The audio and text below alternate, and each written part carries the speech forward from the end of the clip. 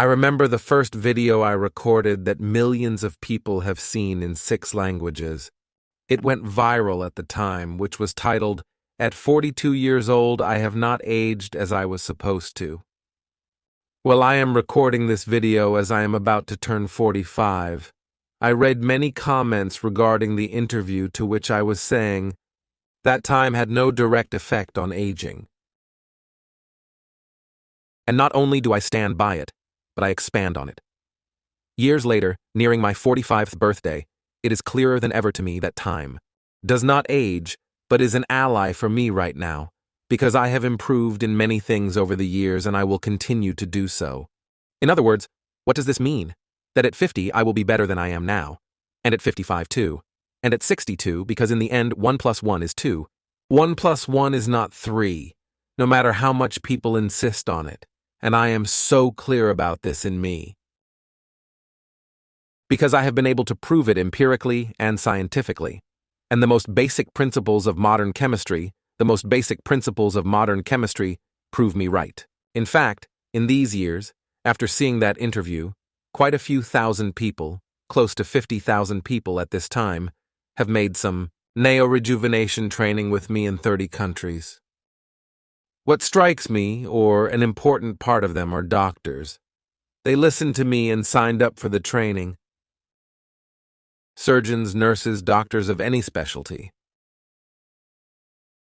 So, what I was saying was not so far-fetched. It was a point of view. Perhaps novel, because I am perhaps the only person in the world who is explaining aging, human deterioration, rejuvenation, from an anthropological perspective that nobody had ever looked at before. Because, of course, the scientific part is very important to know how cells work, how atoms work, and so on. But nobody had put it together in a way to be able to understand it so simply. I mean, gentlemen, time has nothing to do with aging. Do you mean to say that this is hyper-proven? Some people find it hard to assimilate why, and it is normal. Time goes by and people see how it is deteriorating and they go down the street and they see it. But this is not an absolute rule, and no law can prove it. There are people who are regenerating. Aging, physical deterioration happens over time, not because of time. Why does it happen over time? Because during that time, a series of conscious and unconscious decisions are being made to make that happen. However, it's not the timing, but rather the micro-decisions and actions we take moment by moment that shape events. Every moment, every microsecond that ages, not time itself. And this will be very easy for anyone to understand. If you in the next hour you start walking, drinking water, breathing, how will you feel after an hour? Normally, you will feel better if in that hour you start smoking and drinking alcohol. How will you feel? You are going to feel worse, right?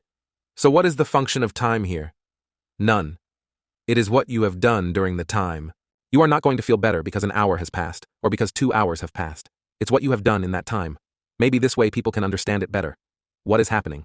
That in the time that we are executing micro-decisions, our subconscious is launching information programs constantly to take small actions, micro-decisions, or small actions as we want to call them, about how our organism works, about how certain programs are going to be executed, how we are going to execute certain programs that were already installed in our DNA, or that are being awakened by new beliefs that we have acquired. So, when we are not conscious, or we do not become aware of that, and we do not take an action on it, the subconscious drifts. The subconscious drifts and runs programs on automatic. What I am teaching with Neorejuvenation, other than why diets are good for something, or why walking is good for something, because yes, people usually know that it's good for something and it's positive. But why? There are some much deeper reasons that by understanding them, people can improve a lot more than simply saying, well, yes, I am going to do sport, doing sport will improve a little bit, but no, physical deterioration will not stop. And with food, with a vegan-based diet, for example, let's say physical deterioration is not going to stop either. Let's not fool ourselves. If we cannot go out in the street, and we are going to see it, it is not going to stop. It is going to slow down. Some things will be better, but it is not going to stop because programs are still running from our subconscious to slow down the production of collagen and other processes. And if we don't intervene there, which we can intervene. I have already said that this is empirically demonstrated, and it is the most basic basis of modern chemistry. We can directly influence these information programs, and in fact we do it all the time. And in fact we do it all the time with external information, not from within, from ourselves, but with medicines, with vitamins, with food. We are influencing our subconscious information programs because that information joins with ours and generates a result. It is the most basic of modern chemistry. Anyone who wants to dismantle this will have to dismantle all of chemistry, all the chemical processes that exist today. And I don't think anyone would be so bold as to do this. What I am proposing is to act from ourselves without this information, which I also talk about in Neorejuvenation, but from ourselves, to change that subconscious information. And it can be done. It can be done. In fact, this is something that neuroscience, epigenetics has already demonstrated and is developing. How we, with our conscious and unconscious thoughts, influence our subconscious information or our DNA, in the evolution of how it's running in our DNA in our body. So, can this be done? Yes, it can be done. Can it be done consciously? Yes, it can be done. There is a process, there is an orderly process within the information to do it. And many people who have participated in Neorejuvenation have been able to see very big changes.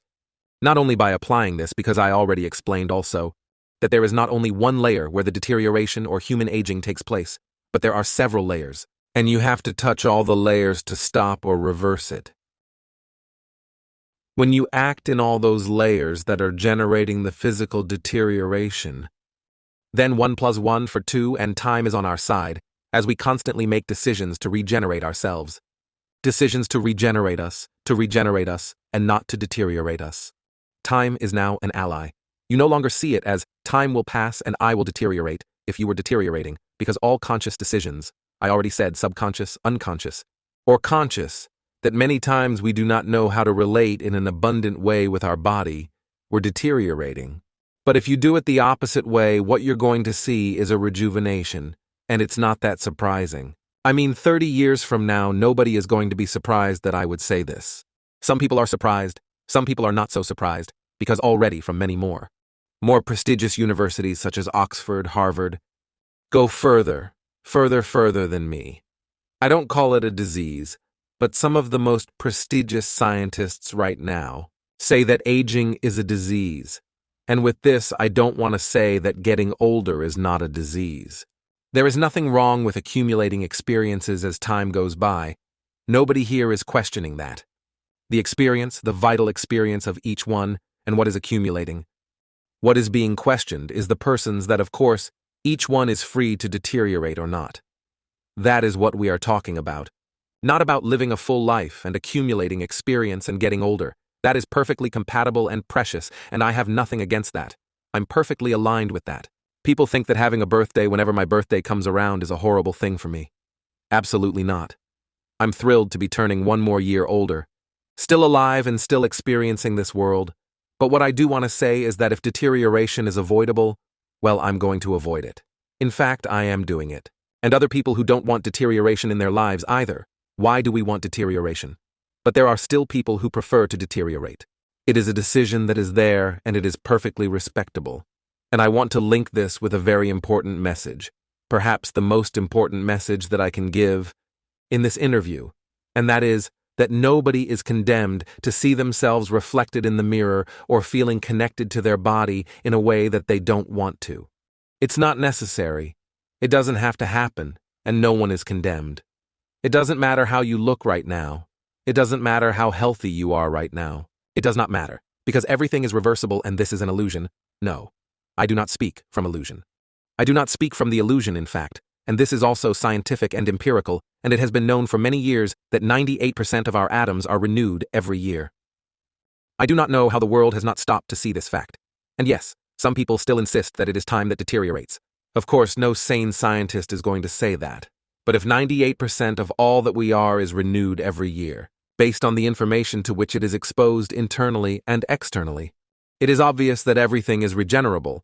Everything regenerable, or almost everything, because there are things that still, we don't know how to regenerate. Medicine, science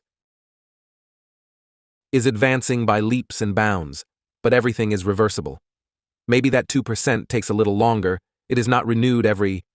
I explain it also in Neorejuvenation. It is not renewed every year. It takes 10 years. But the human being is made to regenerate completely. Absolutely. People who look at themselves today in the mirror, for example, as was my case, because one day I looked at myself in the mirror and said, "This is as far as we have come." Because now I do appear here in the interview, but no one has seen me years ago. Nor am I going to publish the photograph because it would seem inelegant of me 8 or 7 years ago. I hit rock bottom, physically, and the change is very, very, very drastic. People would be very, very surprised if I showed some photographs. The image I have in my mind, which is quite accurate because I don't forget how I looked the day I looked in the mirror and said, "This is as far as we've come." But not because others saw me badly, or because society did not see me badly, or because of an aesthetic issue. I was no longer the person I saw in the mirror. And I am sure that many people experience seeing themselves one day in the mirror and say, "This is no longer me, this is not me."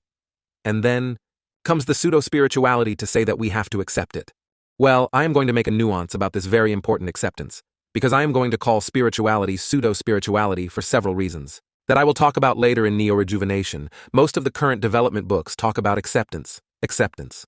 If today, November 30, I can accept that I look like this in the mirror so as not to suffer, am I going to fight against it?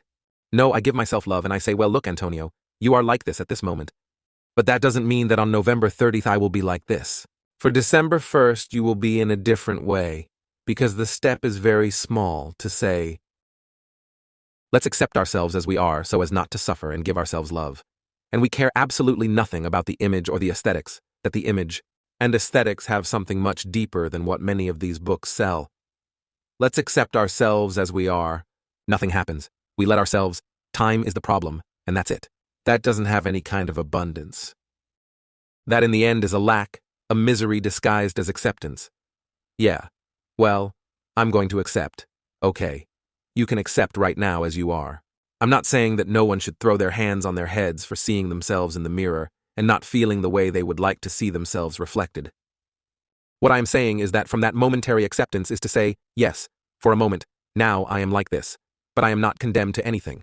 I'm not condemned to be this way tomorrow, because knowing that 98% of our atoms renew themselves every year, and that happens on a basis, and how does it evolve, and how do they renew themselves?